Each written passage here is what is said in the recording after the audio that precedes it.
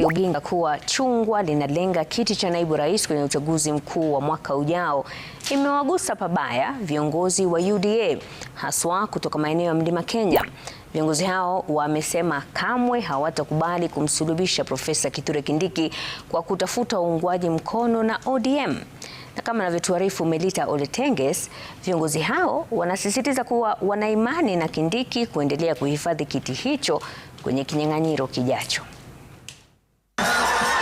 Ngoma ya ndoa ya ODM na UDA ikipigwa kutoka mirengo yote miwili, kiti cha naibu rais anachokikalia sasa Profesa Kithure Kindiki kimeibua mjadala mpana. Kipenga cha mkwaruzano huo kilipulizwa na kinara wa chungwa Oburu Oginga aliyesema kwamba chama cha ODM kinamezea mate kiti hicho.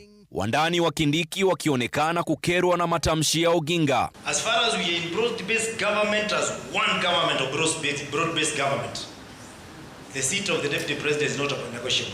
The seat of Deputy President of the Republic of Kenya, it is not vacant. Professor Kithure Kindiki amekalia hiyo kiti sawasawa. Hiyo tunasema wakuje juu, waende chini, waende kando, hatuachili.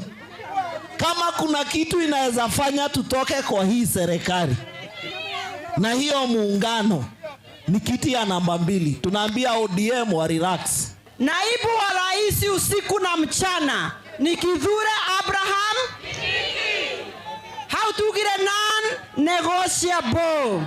Wakitoa pendekezo kwa ODM ikiwa usuhuba wao wa kisiasa utaisha kwenye ndoa mwaka 2027. Should the ODM really insist they have to stay in broad-based government, they don't want that seat, we are willing to make one very, very simple compromise. Because the president is UDA, we can lend them Kithure Kindiki to be in ODM, and he can still remain as the deputy president of Kenya.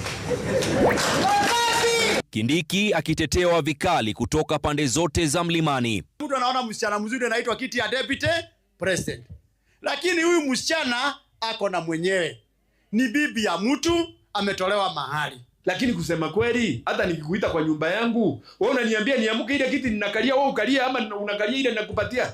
Cheche hizi kutoka Mlima Kenya zikiweka kiunzi kwa ODM kabla hata ya mazungumzo na UDA kuanza. Melita Oletenges, Runinga ya Citizen.